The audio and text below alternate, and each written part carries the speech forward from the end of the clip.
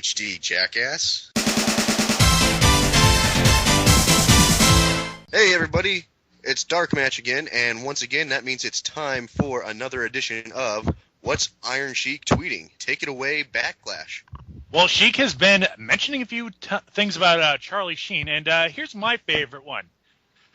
For the WrestleMania, I want the Charlie Sheen and the Sheiky Baby tag team match against the fucking Mel Gibson and cocksucker Tiger Woods. He really hates Tiger Woods, doesn't he? Yes, he does. Sheik hates everybody. Yeah, he does. Anyway, for tonight's episode, we got myself, Tifus. No Leaf Clover here. I am your foxy friend, Backlash. And I am Tesubrick, the guy who explodes. And I certainly will explode this week. Oh, we have much rage for this week. Starting out on Raw, though, let's start at the beginning of the week. Triple H came out and supposedly buried the entire locker room. Oh, yeah. He said, there are no more real challenges left for me except fighting you, Undertaker. He said there's no one who the Undertaker can face in the back either. Well, I don't think that's so much burying anyone. He didn't really say pretty straight up, like, no one in the back is a challenge for me. He said he's accomplished everything in this business, and the only thing left to accomplish is one thing no one's accomplished yet, which is beating Undertaker at WrestleMania. I think him saying to the Undertaker, though, is, I'm the only real challenge you've got left. Yeah, well, that's kind of the truth. I mean, if Undertaker faced Wade Barrett at WrestleMania, would anyone actually believe for 1 second that Wade Barrett could beat The Undertaker? I mean, within the context of the WWE Universe, I hate that word, but I'm going to use it here, they're the only two remaining people from the Attitude Era left. They're the senior-most people. I know, that's even the angle they're going for. That's pretty much what Triple H meant when he said, we're the last of this generation. Yeah, and when you have Undertaker WrestleMania, his opponent needs to be able to be seen as a guy who could end the streak. To be fair to Wade Barrett, if he had the Nexus or the Core not banned from ringside, yeah, I could see it. But that's not how you'd want to end the Undertaker's streak, though. No, it's not. In terms of Undertaker needing a guy who is believable as somebody could end the streak, that was the big problem that I saw when he faced Mark Henry in 2006. Yeah. Mark Henry, he sucks. We all know that. Nobody. He doesn't suck. There's just no credible way to build a guy that looks like that in a fantasy world that is wrestling. Yeah, it's at least he isn't coming out and bending pots and pans anymore. I remember him lifting a car. That was the same gimmick, actually. We haven't talked about the Undertaker's new name yet. Oh, the Last Outlaw. I don't like it. You don't? Tifus is officially the only person on the planet who does not like the name The Last Outlaw. I don't hate it. I'm not, like, gung-ho for it, but it's not a bad name. How can you name yourself The Last Outlaw? There's a new criminal born every minute. I thought it was kind of cool. Like I thought it was really stupid when they did it, but then they got the Johnny Cash music going. That has nothing to do with it, though. I mean, The Last Outlaw versus, just Johnny Cash. Yeah, no. It's a kind of silly name, and it's not like he already has a bunch of nicknames. The Phenom, Big Evil. He's got plenty of monikers. Why does he need a new one? Yeah, the basis is that Triple H just cuts one of his 20-minute promos, and then Sheamus comes out. Oh, hi, Sheamus. Weren't we feuding? Like a year ago? Hi, Sheamus. I'll be sure to see you on Superstars. Hi, Sheamus. I hope you have your future endeavors in order. Oh, yeah. Does anyone else smell lobster? Lobster covered in Miracle Whip. Ew. Oh. But yes, the basic gist of Sheamus coming out is he comes out with his cocky smile, and also, is it just me or has his hair been getting more brown recently? It has, and that makes me sad. He comes down to the ring, and Triple H just instantly kicks him in the balls. I have literally never seen a segment that is literally just a guy getting killed that bad. The only thing I can think of that makes any sense is, like, he had to have slept with his wife or something. That's the only way you get this buried. Because he would have been fired a while ago. Yeah. I don't think you can fire someone for that, because... No, but you can sit there and be like, the animosity here is so much so that I can't work with this guy, so he has to go. Well, remember when Michael Hayes called Mark Henry a racial slur? I don't remember what it was. He told a racist joke in front of him. Yeah, but they kept both Michael Hayes and Mark Henry on board. And Mark Henry doesn't mean, well, he never meant shit, but but whenever he shows up, it's usually in a comedy bit. Poor Sheamus. I mean, he gets kicked in the balls. He gets pedigreed through the table. Yeah, the worst thing about this, I've seen beatdowns like that. There was one particular instance, Unforgiven 2004, where Victoria would be getting beat up on by random people, and a woman, quote unquote. Are you talking about the Stevie Richards thing? No. We're not Let's even not talk about that. No. Yeah, Poor- don't even bring that shit up. Poor Stevie. Poor Stevie. Oh, God. Dude, poor Stevie. Poor Victoria. Shit. Oh, it gets worse because we cut the commercial. When we come back, Kevin Dunn is sitting in back thinking, how can I make this worse? Hey, who's the biggest jobber we've got around? Oh, Evan Bourne's off the injured list? We'll send him out there. Yeah. I wouldn't exactly call Evan Bourne a jobber. He's not a jobber. Every once in a while, they throw him a bone. If it was Chavo Guerrero going out there and beating Then it's a jobber. Yeah. Yeah. You forgot something. The general manager chimed in for this. And who answered it? Jerry Lawler. Yeah. Yeah, and Jerry Lawler, he says, you know what, I'm not even going to say those words, like the and-I-quote thing. Yeah, because to start off the show, Josh and King were at ringside by themselves, which was actually quite pleasant, but... I thought we were in for a nice night of commentary, but... Then, after Evan Bourne wins, Justin Roberts, the announcer, he says, ladies and gentlemen, the voice of the WWE, Michael Cole. Very odd segue, I thought. Yeah. This whole show was an odd segue. Yeah, that's how these Road to WrestleMania Raws go anyway. It's very heavy on promos and very little on actual wrestling. See, I don't have a problem with that. It's just that nothing really develops from the promos. It's all just minor build-up. Why are you even wasting 2 hours on this? They gave WrestleMania 6 weeks to build up. That is pitiful. You need at least 2 or 3 months between the Royal Rumble and WrestleMania in order to build WrestleMania as the credible show. Well, WrestleMania has had a month and a half to build consistently for a long time now. It's not like this is something that just happened. Yeah, this is how they've been doing it. The way that they've been doing it in recent times is that they'll start one feud and then they'll completely rush it. You don't want it to take too long because then people are going to get injured and you have to change plans after you've already announced stuff. You don't want to do it too short because, people need to make plans. There's 2 months between Royal Rumble and WrestleMania, a little bit over 2 months. We've been over this before, but I really don't think there should be a pay-per-view in between the Royal Rumble and WrestleMania. Exactly. I don't have a problem with it now that they got the brand extension where one winner from Royal Rumble goes on to, it's kind of like the slow start of establishing the card. I don't think there should be 2 elimination chambers. There should not be more than one of the big gimmick matches for these gimmick pay-per-views. If you're going to have an Elimination Chamber pay-per-view or a Hell in a Cell pay-per-view, have only one of the big matches. Don't have 2 or 3 Hell in a Cells. Make the Elimination Chamber be for the brand that did not have the winner. Yeah. Or whichever brand the winner of the Royal Rumble doesn't choose to challenge on. Yeah, but the only problem I have is that in between Royal Rumble and WrestleMania, you got to hype up another pay-per-view, and that really takes away from WrestleMania, in my opinion. Yeah. If you do it right, it should. And I think they do it right, but except for having a title contested for it in the Royal Rumble, while the other one is just Yeah. Going into WrestleMania, you kind of know who's going to be feuding with who anyways. So doing like a World Heavyweight Championship Elimination Chamber when we already know it's going to be Edge versus Alberto Del Rio, it's kind of lame on that front. Doing a number one contendership, match is cool, because it puts extra emphasis on the Elimination Chamber, and it's super important to go in there and win it. And you never really know who's going to win the number one contendership matches, but you always know who's going to win the World Heavyweight Championship matches. Yeah, the SmackDown Elimination Chamber gets a pass for me, though, just because I viewed it as mindless fun to watch. That was a very fun match, especially when it boiled down to Edge versus Rey in the last 10-15 minutes. He comes down to ringside, and he starts talking, but he doesn't have a mic. I love his grin. Like, he's got that kind of grin on him. But It's so weird to see him talking like that. And it's like, I don't even think Lawler could hear him because he's like, I can't hear you. I can't hear what the hell you're saying.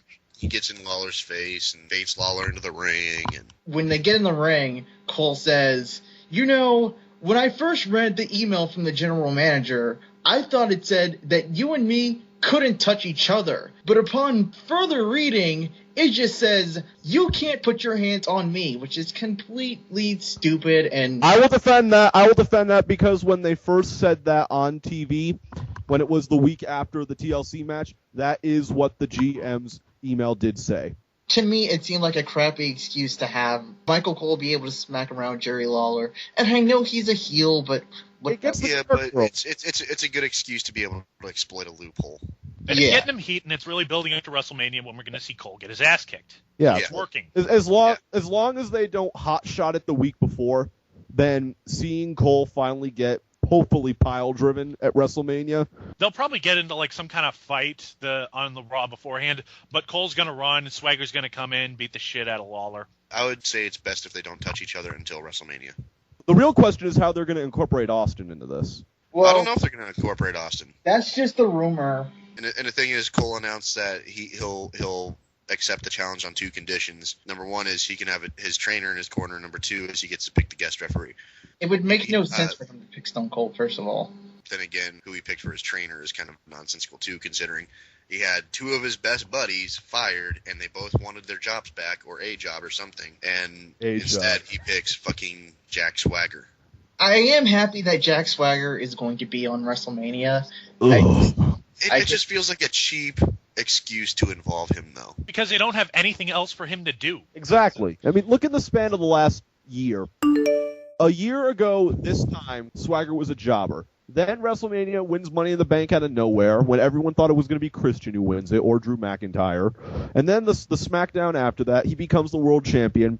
And the instant he wins the belt, every last bit of emotion goes from him. And then he is a terrible, terrible, terrible world champion. And then the moment that he loses the belt, he gets all of that charisma back. Oh, yeah, he's great when he's got energy. Like he's getting all fired up. He's like, yeah, WrestleMania! If he was the push-up All-American guy, as much as I hate that fucking nickname, instead of Jericho in 2008 with even less of a personality.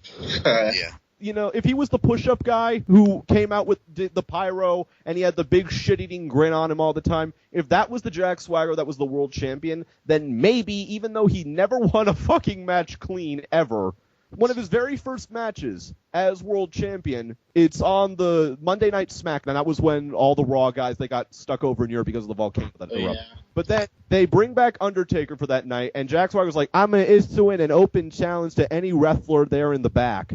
Undertaker comes out, and you would think that this was going to be where they made Swagger a credible guy, where they were going to make him out to be, this is the threatening, all-powerful World Heavyweight Champion that is going to rule over SmackDown for years to come, and he gets no offense and jobs to the Undertaker in 6 minutes. Swagger comes down, and Cole's acting all goofy and confident. He ends up slapping Lawler. Of course, Lawler goes after him. Basically, Swagger throws him down, locks him in a really awkward-looking ankle lock, almost like Jerry the King Lawler didn't know what to do in it. It just looked weird. And Cole gets in his face and is all like, how do you feel now, Lawler? How do you feel now, Lawler? And I fucking hate Michael Cole. Ugh, it's too much. They don't need him on both shows. This Raw is more symptomatic of the problems I have with Michael Cole right now than Michael Cole in general. Random booking just for the sake of getting a person a slot on a show. It's just like 5 more minutes of thought put into this. They could have had a much better card, I think, and actually still included everyone they wanted to include. Yeah, I mean, I like it when Michael Cole does more subtle things. I remember when they came back from commercial, Michael Cole goes to the announce table, and he has a package of Ready wipes. Oh, yeah, that was good. He's disinfecting the headset. That entire segment, I don't get why they picked Jack Swagger of all people. They picked Swagger because Alex Riley was missing FCW and he wanted to go back there. Yeah. Next segment, we got Randy Orton comes out to a good pop. You know, he gets a nice little baby face reaction, even though he's a psychotic murderer. and he kind of revels in it. And he starts talking about CM Punk. And then Punk's music hits, and he comes out with the Nexus and calls him a predictable hypocrite. It's a pretty good segment, pretty good promo for both of them. There's something I don't understand. Why exactly, if Orton is out here kicking people in the skull and putting them off TV, why is the crowd cheering for him? I actually might have an answer for this. The crowd turned heel? No. Here's I read this in an interview somewhere. I don't remember where, but Randy Orton has stated that he does not like getting heel heat, which is why he really wanted to be turned babyface. That is a load of shit. I heard it from somewhere. I don't remember where, but I heard that he doesn't like getting heel heat.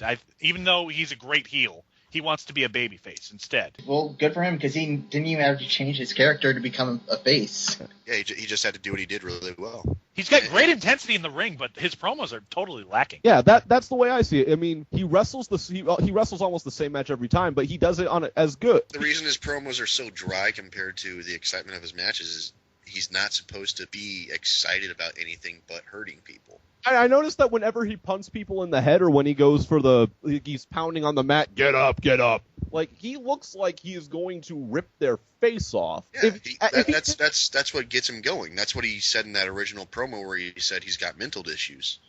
Even though a couple weeks later, Orton comes out and he says, I made up all that stuff about me having mental problems. I did it to lure you in, Hunter.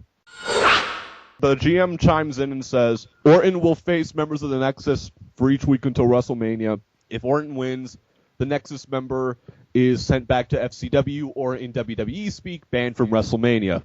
I think this is their way of breaking up the Nexus. I don't think so. Nexus has been broken up for a while, in my opinion. Nexus is constantly evolving, constantly changing members, constantly coating the fat. It's this thing that's going to keep shifting and shaping itself. I mean, it's already a stale gimmick, in my opinion. The only real exciting part about it is Punk doing his cult leader thing. That's why I don't think the Nexus is going to go anywhere for anytime soon, because it's still valuable to him in that regard.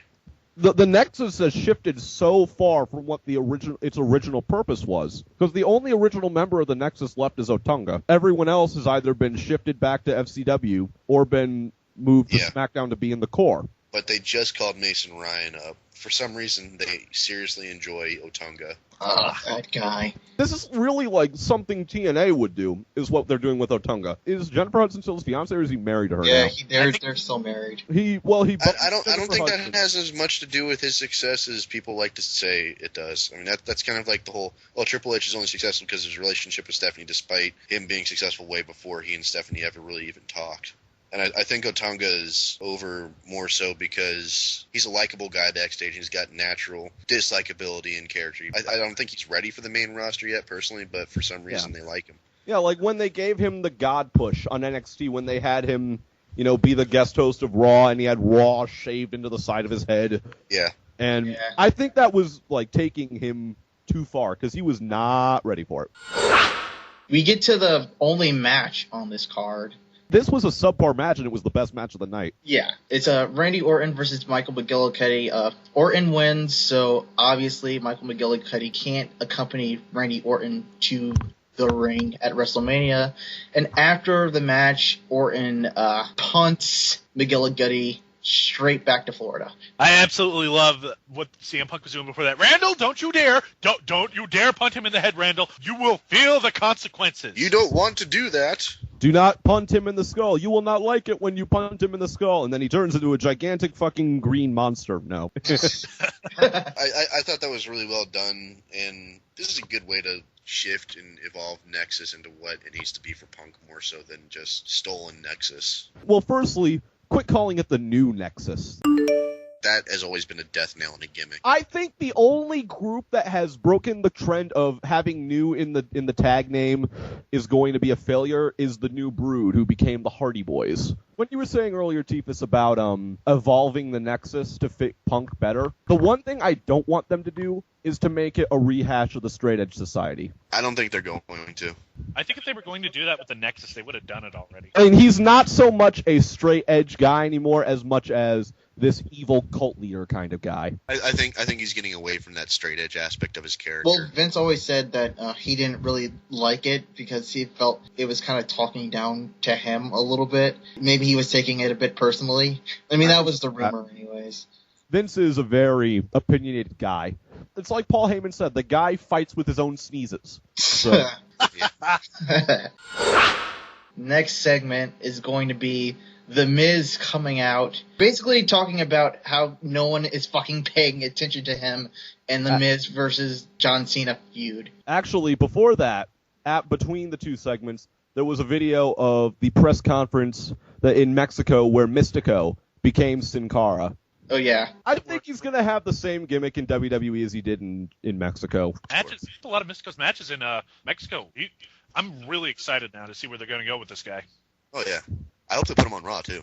Was Dos Caras when Alberto Del Rio was Dos Caras? Was he a heel in Mexico? I have Doritos in my mouth. Sorry. You have Del Rito in your mouth? Está buscando un sabroso aperitivo hecho solo para los grandones. Es con su dedito Destiny. Con solo un bocado. Luego se agarra un bocado de Doritos. But you already knew that. Yeah, next we have Miz and A-Rai in the ring.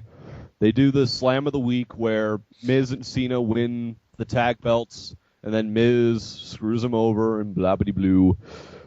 And Miz does exactly what we predicted he would do. I really had a problem with this because I didn't think there was a way to bury the tag titles any more than they already are. Because Miz basically says, I single-handedly won the titles, and John Cena lost them just like I wanted to. He's basically saying that belt was just a prop to me. It meant nothing, and I just needed it. It is a reflection of the office's opinion of those titles, which is unfortunate because those titles have been awesome in the past. Like I said, this is basically a big promo about Miz bitching about the fact that he is the third wheel in the Rock versus Cena feud. Yeah, it's basically every single Miz promo ever. He changes it up. He bitches and he goes from bitching and moaning about how he's the must-see champion and he deserves respect to how he's the champion but no one's paying any goddamn attention to him at all. I will say that Miz can cut a good promo when he wants to. There was the promo where he was standing outside the locker room and he says how JBL kicked him out. And then there was, my name is Mike Mizanin and I don't deserve to be here. That was one of the best promos of 2010. So yeah, then Miz is like, The Rock is going to respond to Cena. The Miz, called out The Rock last week, but The Rock is completely ignoring me. And like, I'm the most WWE champion of all time because I'm the Miz and I'm awesome. And then Cena interrupts and Cena in the ring says he has very, very, very important news. Just like all of them, he's upset because he can't listen to another word Miz says. The fans shouldn't put up with it, as Miz shouldn't be talking because the Miz, he isn't well. And Cena has an envelope with doctor's note written on it in big black letters, then a big red cross below it. It looked like a kindergartner made it. You can shit on Cena all you want. The man is hilarious. Yeah, his rap on The Rock proved that. He can still do a very good promo when he wants to. Just a lot of the time he's really phoning it in because I think he's probably growing tired of the invincible, boring hero gimmick as well. Yeah. But yeah, it says he has a doctor's note diagnosing Miz with obsessive-compulsive disorder, something we could all see. He's obsessed with everything, obsessed with being awesome. But if you look at it, he's average, below average. He's obsessed with being must-see.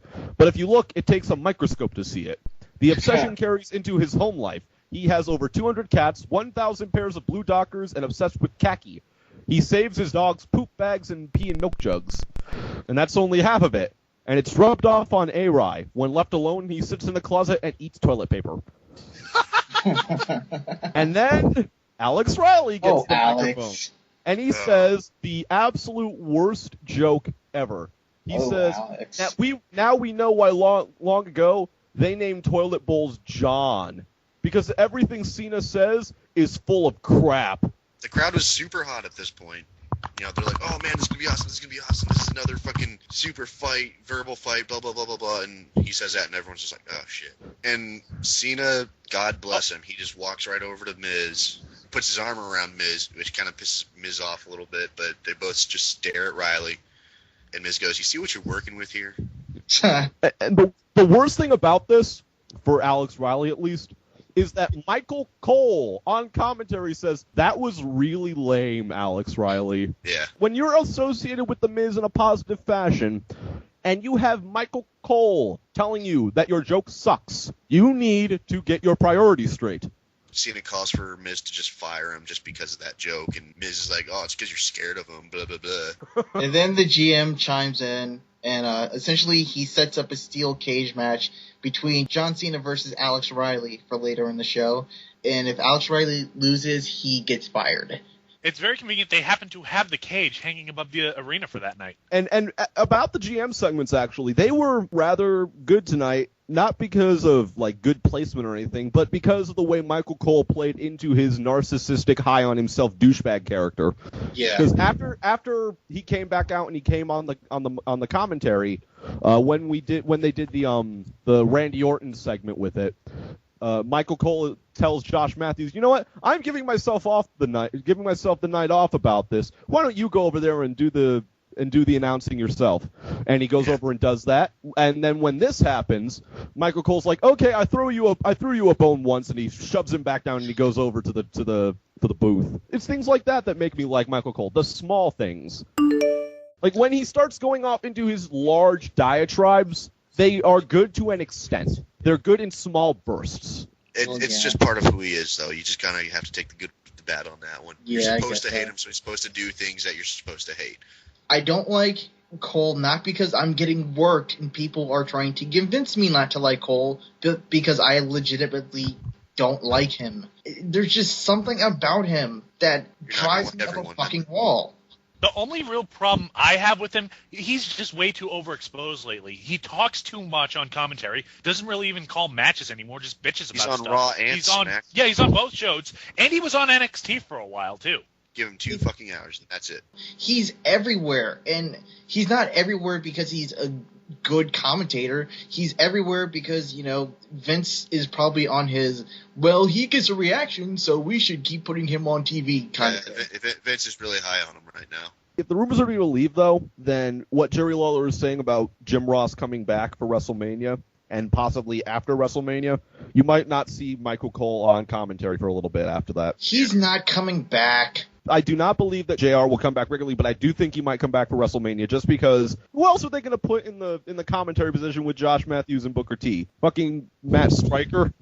Yeah, I think he'll come back. Need anyone else. I would be happy with just Booker T and Josh Matthews. Josh Matthews does a decent enough job. I love Josh Matthews as a now. We'll get to SmackDown though. We can't gloss over this Divas Battle Royal. Gail Kim got to work a match and take bumps and do moves.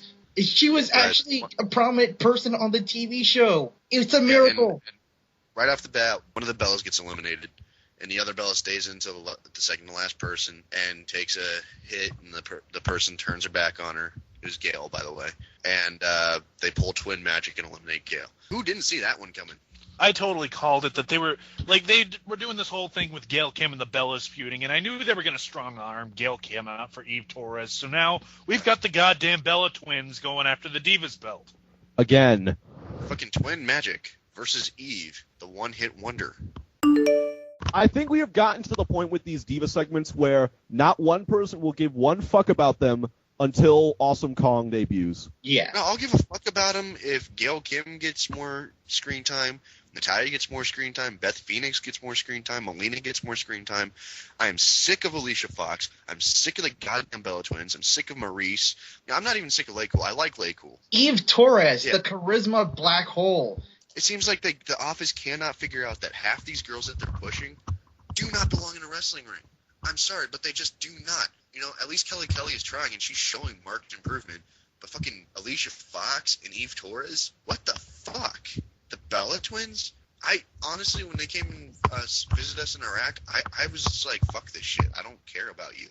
Granted, they're gorgeous women, yeah, but I'm looking for people that are performers, actresses, can put on a fucking match. I'm not here for the fucking... Go figure that shit. We actually want female wrestlers on our goddamn wrestling program.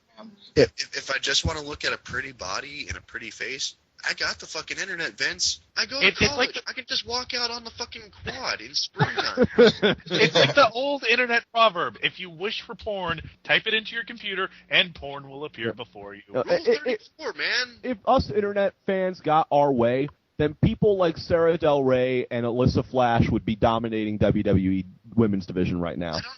I don't know why they're not. People try to sit there and say it's because the office doesn't like people to be smart, but I think that's bullshit. I mean, they hired Kong, of all people, who is the complete antithesis of what a WWE diva should look like. I honestly blame Johnny Ace for this bullshit, because I think it's entirely his fault that we have the situation we have with so many fucking models as opposed to trained wrestlers. He looks through a Playboy and... No, it's not a Playboy.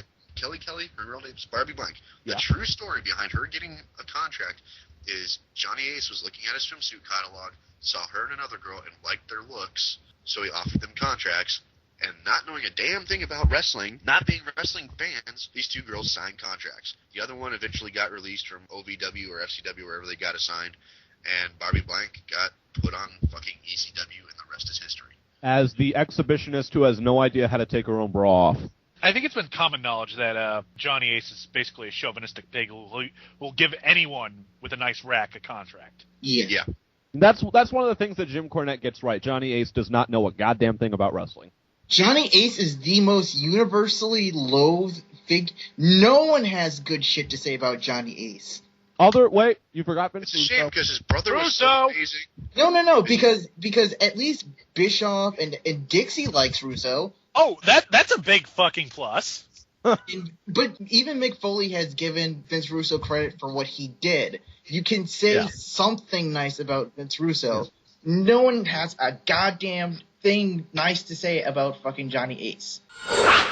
Anyway, a Bella wins it. We don't even know which one. How bad is a match when no one fucking cares which person wins it? There's a reason why they call the Divas matches the bathroom breaks of the show. Even in the fucking results, they don't advertise who fucking won the match. I mean, they list Bella. That's it. There's two of them, motherfucker. Yeah, I mean, the results that I'm reading right now, it says winner, Nikki, Brie, one of the Bellas. I think I'm reading the exact same results. Yeah. Mine literally just says Bella. This is Bella Swan. What am I watching? Highlight? I wouldn't put it past WWE to bring Kristen Stewart in when Breaking Dawn comes out. Oh, That's more of a TNA move. That's a Get TNA to move. TNA. We'll get to Impact. About these Divas Battle Royals, how come with the Diva Battle Royals, because a lot of these women, they can go over the top rope, but the vast majority of these eliminations, they get thrown through the bottom two ropes. Because most of the women can't get over the top rope. Most of them don't know how to bump over the top rope. If you do it wrong, you will kill yourself. So They don't know how to bump, period. I'm guessing they booked this and said, who gives a fuck? Whenever they get knocked out, that's it. I mean, this match was literally 45 seconds long. Yeah. Yeah, we spent like 10 times about talking about this match than WWE actually managed to put in. I could go to the bathroom longer than 45 seconds. Eve Torres runs in and tries to tell them about the win, the twin magic, and no one listens. Shocker! It's like Jesse Ventura once said, "There's no replays, McMahon. This ain't football." God, I miss football. Anyway, go to commercial, we come back, and what do we see? Fucking highlights. But at least they're getting better about cutting these things down.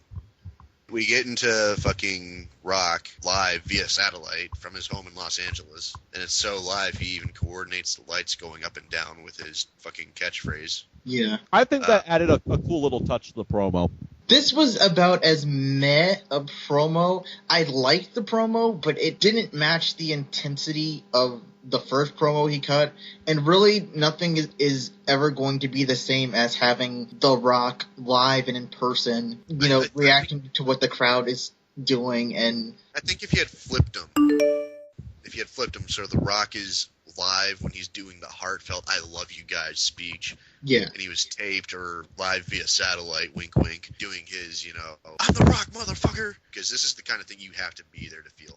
Because it really gives, even within kayfabe, it really makes Cena look better when he's sitting there finishing his rap with, "You say you love these people, but I'm here to show it." And Rock says via satellite, "What do you mean? I love these people."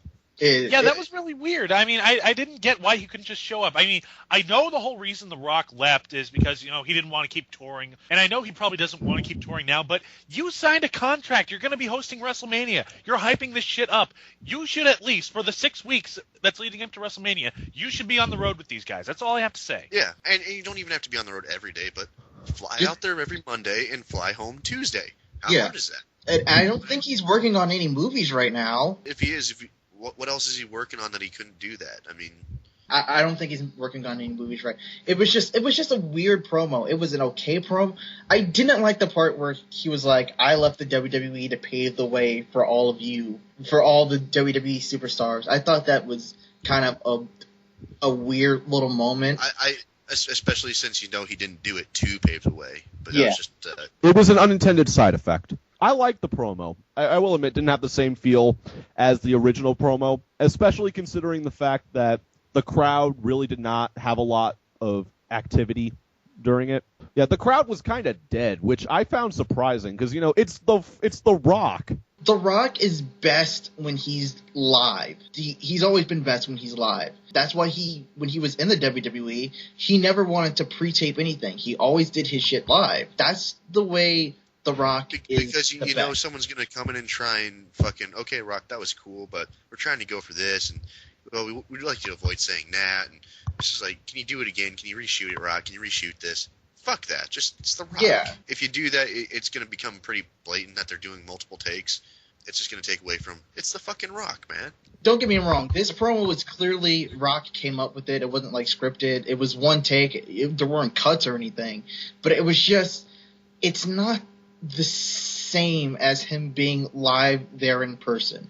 There was a Raw, one of the 3-hour Raws, and The Rock showed up on the Titantron, and it was like, yeah, this is cool, but I would much rather him be right here in the Verizon Center. So yeah, if he hasn't been here so long, if you're going to pull him out, pull him all the way out. They did that. They did that twice actually. They did that for one of the Raws before WrestleMania, where he did the whole Umaga means shriveled up monkey penis thing. Yeah, and then they did it for SmackDown. And then there was the 10th anniversary of SmackDown, where he's like, "Who in the blue hell is Dolph Ziggler?"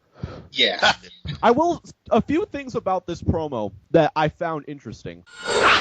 One, there were like little lighting effects that happened during it that added to the promo. Like when he snapped his fingers, he's like I will make everything electrifying, just like that.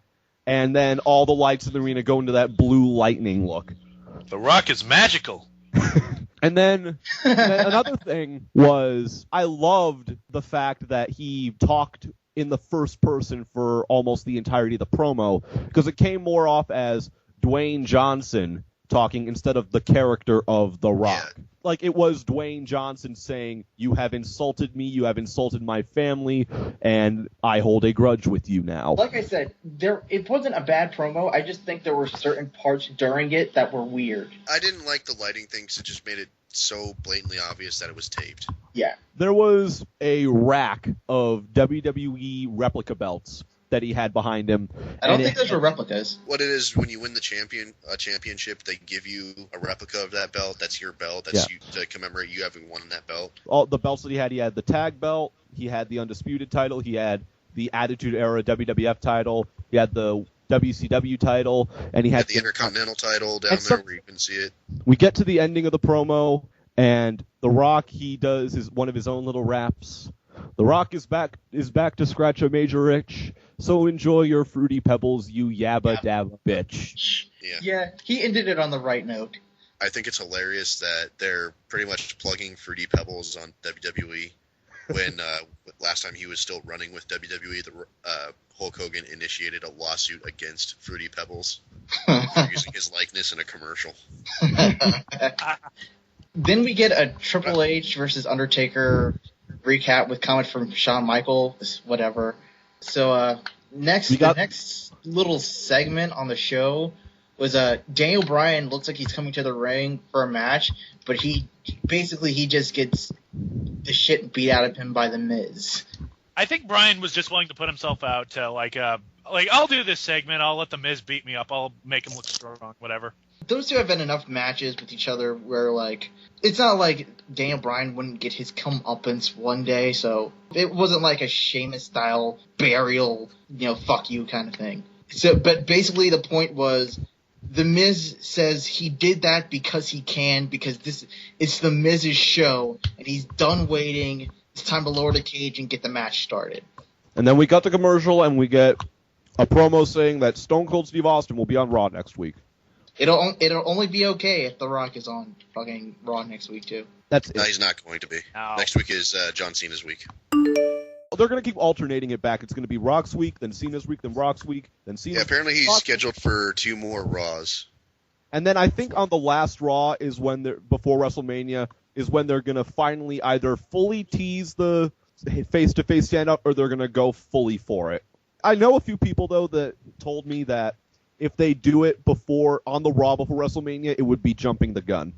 I'm anticipating a Mike Tyson turn on DX style thing right here. You think he's gonna go heel? No, he's faking this feud with John Cena, and then all of a sudden he's just gonna fucking... Right. Well, that's what I said I thought was gonna happen. Either that, or he's gonna cost John Cena the title, and that's gonna be the excuse for Miz going over at WrestleMania and John Cena not looking any weaker for it because, it was The Rock. It wasn't really The Miz.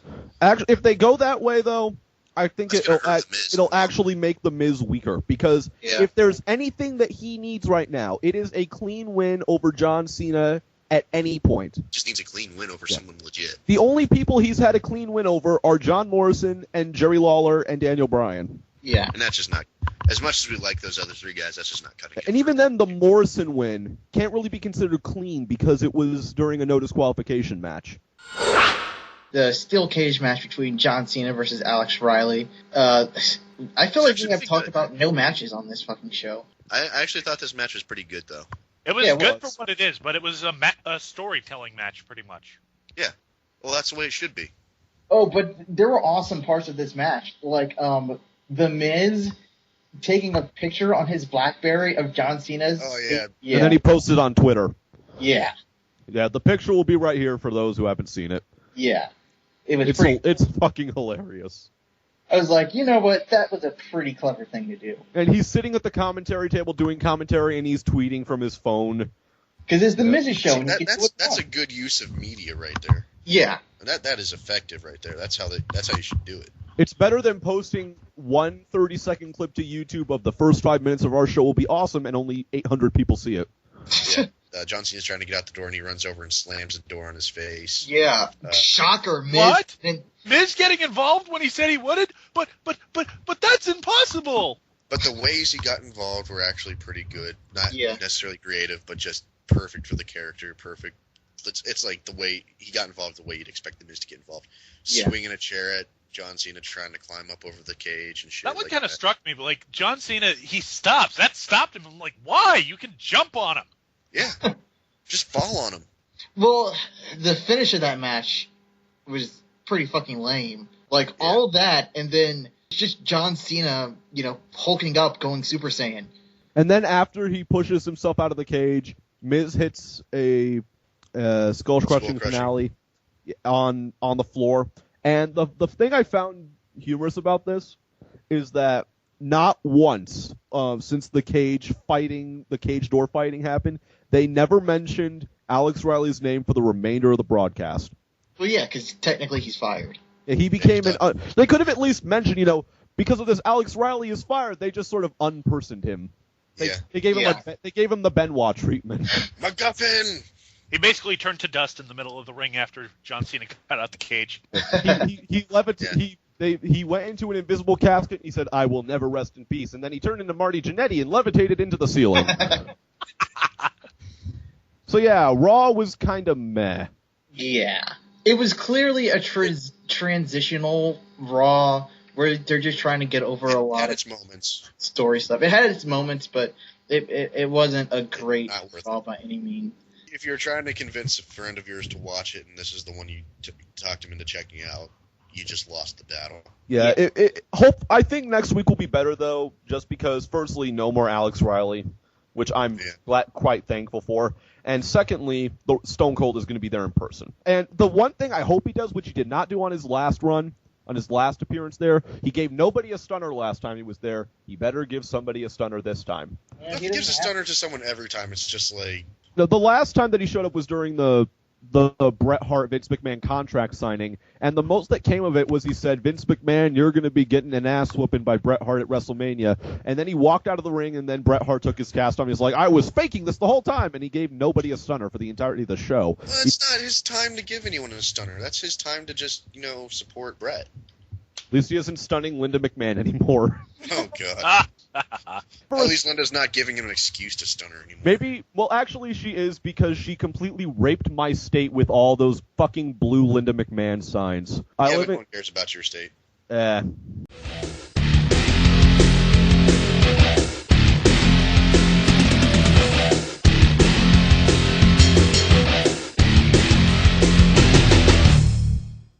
Sin Cara, he is a man. Punch! Where's the pretty hat, Sin Cara? This gimmick sucks, Sin Cara. Oh, don't say that. Don't say that. I just needed something to go with the song. Yeah.